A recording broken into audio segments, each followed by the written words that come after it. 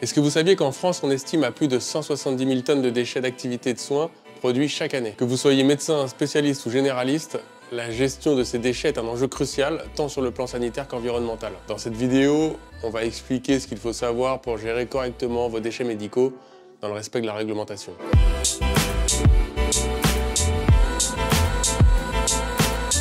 Allez, bienvenue dans cette nouvelle vidéo qui est dédiée à la gestion des déchets médicaux en cabinet libéral, en ville. Entre les aiguilles, les seringues, les pansements souillés ou encore les produits chimiques, le tri et l'élimination de ces déchets doivent respecter des règles très strictes. Ensemble, on va essayer de voir comment vous mettre en conformité, éviter les risques et adopter les bons réflexes au quotidien. D'une part, on va identifier les différentes catégories de déchets médicaux. Deuxièmement, on va voir comment respecter la réglementation et l'organisation pratique du tri. Et puis, enfin, on va gérer l'élimination et la traçabilité de ces déchets.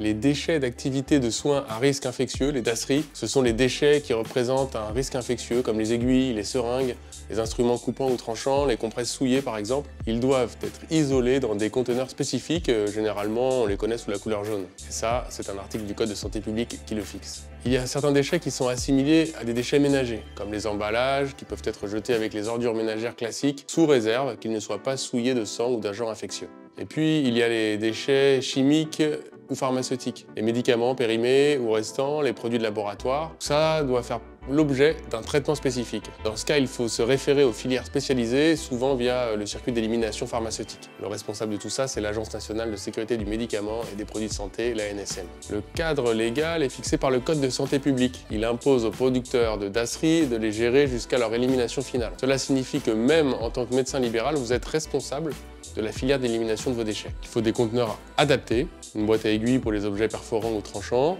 Elles doivent respecter une norme qui est la norme NF-X 30-500. Des sacs et fûts pour les déchets infectieux, généralement jaunes, résistants et étanches. Et veillez bien à ce que tout le personnel du cabinet connaisse et respecte les consignes de tri. Il y a une fréquence de collecte qui est fixée. Les DASRI, par exemple, doivent être évacués au moins tous les 3 mois ou lorsque le contenant est plein, aux 3/4 de sa capacité. Des entreprises spécialisées se chargent de la collecte du traitement. Pour gérer l'élimination et la traçabilité des déchets, vous pouvez passer par un prestataire agréé pour collecter vos DASRI. Assurez-vous qu'il soit enregistré évidemment auprès des autorités sanitaires. Vous pouvez également regrouper avec d'autres cabinets cette gestion des déchets pour mutualiser les coûts. Chaque enlèvement, vous devez remplir un BS DASRI, un bordereau de suivi des DASRI, encore un acronyme, qui garantit la traçabilité jusqu'au site d'élimination finale. Conservez-le au moins 3 ans pour justifier de votre conformité si besoin. Expliquez bien à tous vos collaborateurs les consignes de tri et les risques qui sont associés à une mauvaise manipulation. C'est une obligation. Informez également vos patients, notamment en cas d'autosurveillance à domicile, par exemple pour les patients diabétiques. Il faut les informer sur les bonnes pratiques de la gestion et des déchets du soin. La gestion des déchets médicaux, en conclusion, n'est pas seulement une contrainte légale. C'est aussi un enjeu de santé publique et de respect de l'environnement. En identifiant clairement les différents types de déchets, en mettant en place une organisation stricte du tri et de la collecte, et en assurant la traçabilité via les bordereaux, vous garantissez la sécurité de toute la chaîne, tout en évitant les sanctions liées au non-respect de la réglementation. Prenez bien le temps de mettre ces mesures en place au début, quand vous vous installez, et régulièrement faites des formations. C'est un investissement précieux pour le cabinet et pour la société. Si vous avez besoin de plus de conseils pratiques pour votre cabinet en libéral, n'hésitez pas à nous envoyer un message. Abonnez-vous aussi à la chaîne. Vous pouvez nous poser vos questions en commentaire, on y répondra avec plaisir.